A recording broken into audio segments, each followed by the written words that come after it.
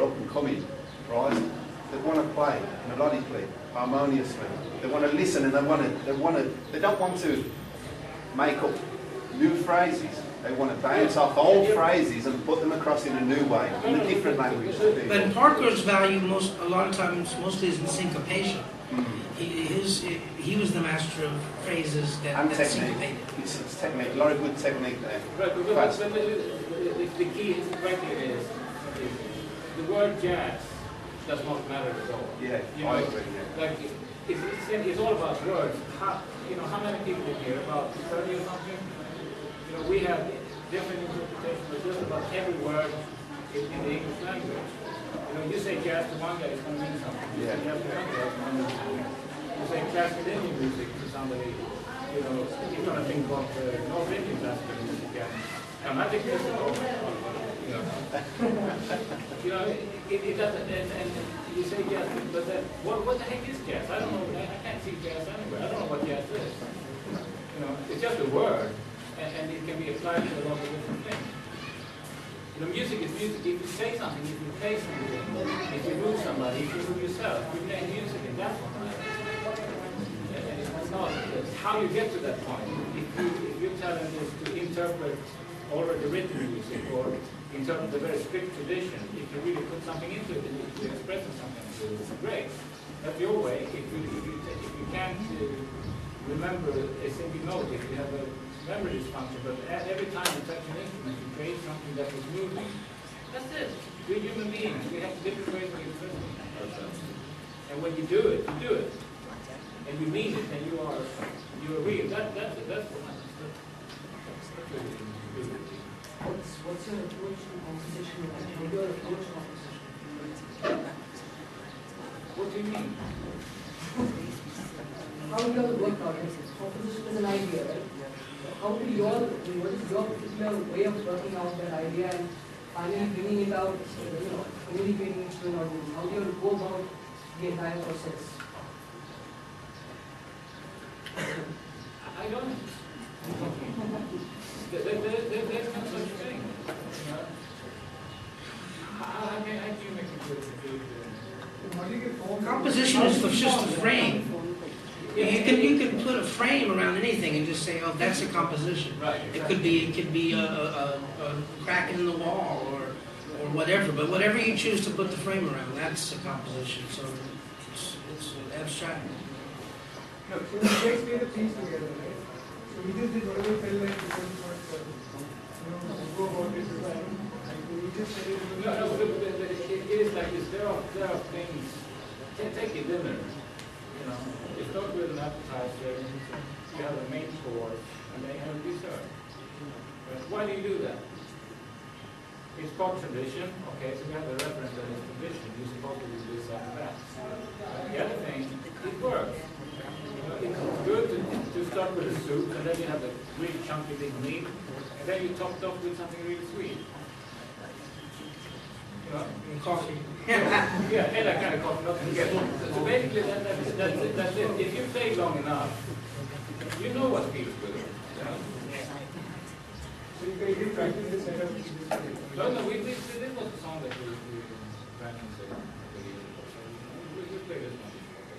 But the whole No, so initially we didn't all plan to go about it this way. No, we're not talking about it. We just came up and we started noodling in this, which was kind of loose that we had been in before. Just kind of originated. And then we went into the song. But basically, anybody who tells you that they know really what they're doing with composition is lying. What they know is what has been done before. And yes, we make variations of that. But that's basically how we do it as human beings in every field of being human beings. You have a tradition, you have whatever your parents did, is what you're going to do. It's like that. So there's no great mystery to it. We all know it. If you listen to music enough, you know how a song is constructed. And you do your own version. So there's no great mystery to be uncovered. It's all in the sound. I think what they were referring to as composition is you refer to it as a song. he referred to it as a recognizable lick. Okay, and probably it's the recognizable lick along with the syncopation, which we also recognize as things that repeated itself. The rest we tend to see as improvisation. Okay? So there's a song which has a recognizable lick and a recognizable syncopation, which probably the three of you knew what you were going to do. No, we didn't know it before something. No, you didn't know the song, but you're saying that you didn't know the song itself. That you Oh, were the going song to, that we know, but we didn't know that. that's enough. But the song is probably a recognizable lick and a recognizable syncopation. Yes. That's what's being referred to as composition. So it's got a form, is it? Yeah, but no, but the question was, how do you approach composition? When, Yeah. when you write the piece, which Yeah. is totally different from playing composition. True. So his question was, how do you set about finding that recognizable lick and recognized syncopation which becomes a song? Well, that's what I just said. You know what feels good. You know, I mean, if you even happened before, you know what's going to happen. You pick up the battery and put the beat. And every album is different. You know, still an album. And it's a kind of matter of choices and roads. Like each note or each rhythm or each chord suggests another way to go from there.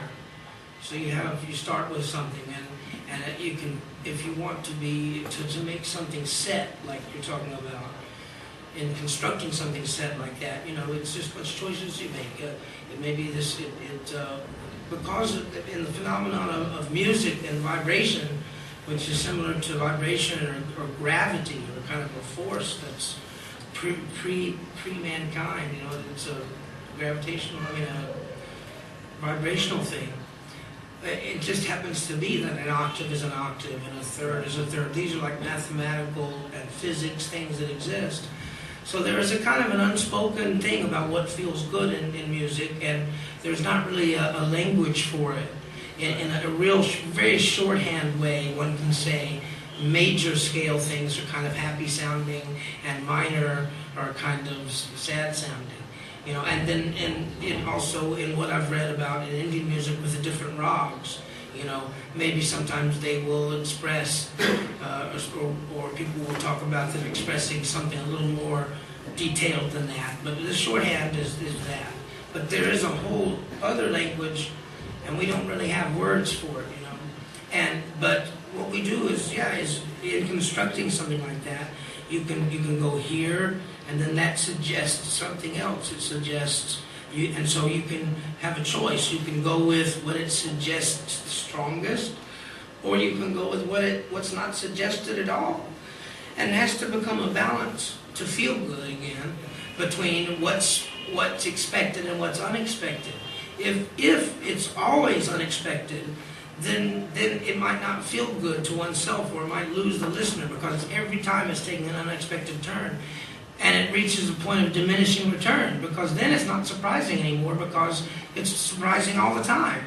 So again, it's a balance. Sometimes you have to go where it wants to go. Sometimes you have to go maybe another less common direction. You know, it's sort of like pinching yourself with a pair of pliers. Like you pinch yourself and it hurts, and then when you let go, it feels really good. But if you never let go, it's going to suck all the time. But that way, perhaps Indian ragas, that's a little freer, because it's a set of notes, and the person who's going to play it is allowed to make up that particular lick or particular syncopation entirely on the spot. Yeah, but where does it go as information? I'm sorry? Where does it go as information? And where? No. Actually, the way that I understand it is, it's one of the reasons why the musician concentrates, picks the rag that he's going to play, Yeah. gets into the message that he wants. There's a lot of